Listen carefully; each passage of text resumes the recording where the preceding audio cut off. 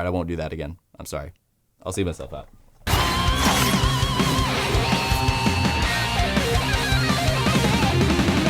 What, you didn't know I like RWBY? Hello there, viewer. My name's Samurai Kibiji, in which I'm doing videos every Thursday about weekly content, indulging in our geeky interests such as anime, movies, and gaming, and encouraging everybody to be geek, be proud, be awesome. So if it's your first time here, I would love for you to subscribe to the channel and watch the whole video. And without further ado, let's talk about this. So for those that have never seen RWBY, I'll basically give you the gist of what it is, but if you haven't seen it, I would really check it out because you could catch up on it really quick. RWBY is an animation done by Rooster Teeth, and it started up with Monty Om. I know him from like Master Chief versus Samus. Like if you've seen that video, that's where he started. And he got hired by Rooster Teeth to make this animation that really is inspired by anime.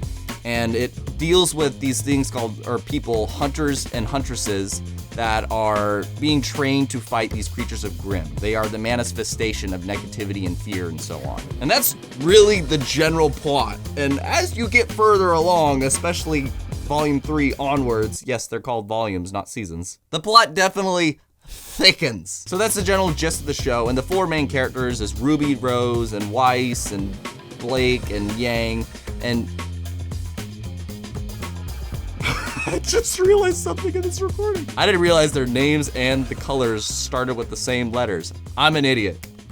Okay, by the way, I'm gonna keep it spoiler free for the first part of this, and then afterwards I'll get into spoilers for those that have seen it. If you've never seen RWBY, then I'll basically say that I was really attracted to this show because I haven't really seen anything like it. Yeah. I always love it when I see things that really seem different to me. And RWBY, when I first saw like what Volume 1 was gonna be, I admit I didn't hop on it right away. I don't really care about CGI anime, and I didn't really care about the art style then. But once I actually gave it a shot, I was like, this is pretty interesting. Like I really dug it. Each volume is basically a movie. It's usually like an 1.5 to 3 hour long movie, and because each episode is what, maybe 5 to 18 minutes. But yeah, Volume 1 was good. I liked Volume 1. Then Volume 2 was probably the weakest of the entire show to me. It was okay. Then Volume 3 is fantastic. Like that was the best season. Yeah. Then Volume 4, things really slowed down for obvious reasons. You know, they really focused on character development in that season and not filling it with action and stuff. Now we're here at Volume 5. And Volume 5, I'm gonna say it's my second favorite season of this entire show. So yeah, this show definitely takes inspiration off of anime just like Teen Titans and Avatar: Last Airbender did. It's a 3D animation, so to speak. But Volume 5, first off, the animation in particular, damn. If you want to see something to kind of show you where this show is at, I would really encourage you to watch the Weiss short that leads into Volume 5. When I first saw that video, I was like, wow, this show has come a long way. It straight up looks like the best 3D, like CGI anime looking thing I've seen. It just looks freaking good. The sound design is great. Now and then the music is great. Oh my God. Volume 5 though has my favorite intro. No question. The intro to Volume 5 is dope.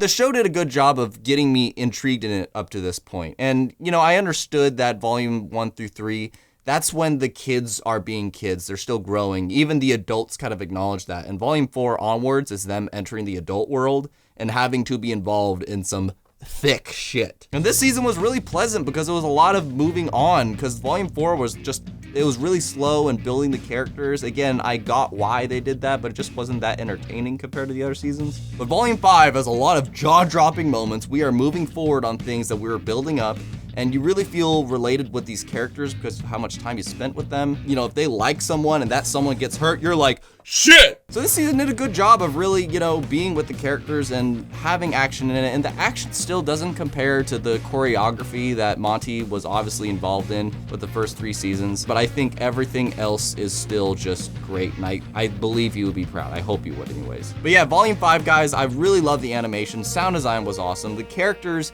I get why some of them took a back seat because they had their moments to shine in Volume 4, but there was a lot of emotional reunions, and it just had good, I'll get into spoiler talk here, but basically, I'll give a grade right now, and it's borderline B+. I really can't decide if it's B+ or A- area. It's somewhere in the middle, but I'll lean towards an A- just because I really thought this season was not going to compare to how good as it was. Not to mention, it probably has like the best one-on-one fight the entire series has had. when it comes to an epic scale. You'll know what I'm talking about if you've watched it.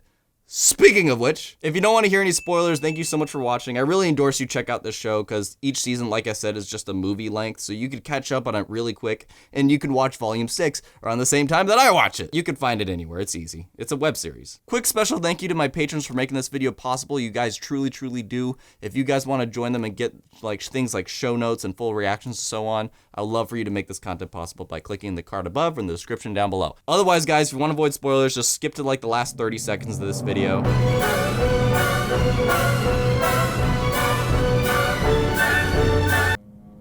They're gone. Okay. Was that maiden fight not freaking lit? Cinder versus Raven, that shit was cray cray. That was awesome. I did not see that coming either. Like the last few episodes did a good job of giving you a few jaw-dropping moments.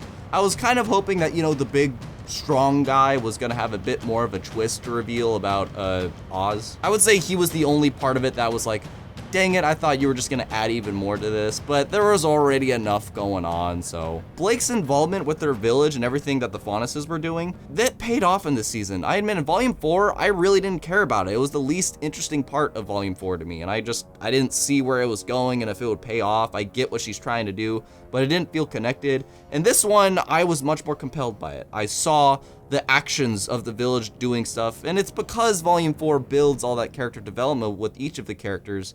But this season, things finally paid off. And that's why I'm excited to see Volume 6, because it's like, now what are we gonna do? Everybody's together. I love it. The amount of reunions in this season was freaking strong. Like every time any of the original RWBY team got back together, I legit like got a little tear in my eye. Like it was really sweet. I don't know who Blake is going for. I'm guessing it's Sun. It looks like it's still Sun, especially at the last episode. But I'm still rooting for that Bumblebee shit. You know it. Yang? And then now there's this whole Ruby and Oscar situation that I get it, I do, but I'm still rooting for my Ruby Weiss stuff, you know? Is it wrong to promote lesbian relationships? I'm just saying, I think the two chemistries there are good, let's do. You know, when it comes to Team Juniper or whatever you want to call them, you know, just Jean and everybody, I get why they took a back seat in this season, and it's because Volume 4 really gave them their moment to shine. This season was really about everything coming together, and it really did. We finally got to see Yang and her mom reunited, and as well as like Cinder, you know, seeing Ruby and Jean, like there was a lot of like face-to-face moments in this season that was like, oh. And I really love that Yang she has a hard time forgiving Blake for leaving and everything. I really like that because one, hopefully it's romantic. But two, you know, she gives her reasons, and when she gives her reasons, it's like, okay, I get it. You know, important people in your life have left you and you can't take that shit no more. Not to mention Weiss, like damn, she's gotten so much more mature compared to the first season. She seems like an actual woman now that isn't a spoiled brat. I really didn't know how I would feel about Oscar in this whole thing, because at first when I saw him, I was like, oh, okay. But then just like Yang in her village, he paid off. I really liked him in this season. He was a good character to bring in. The reason why I kind of lean towards an A- instead of a B+ is that, because I never give A's. I never do. If you notice in all my reviews, I usually give B's a lot. But I feel like I lean towards an A- for this season just because like I both really enjoyed it while also not having many problems with it. I do miss the fight choreography that Monty used to do. It's clear that they kind of downgraded that, and maybe it's because of their new animation style as well, I don't know. And you know, speaking of developments, there's a part of me that was really hoping that when Raven was revealed to be the Spring Maiden, that by the way, I was like,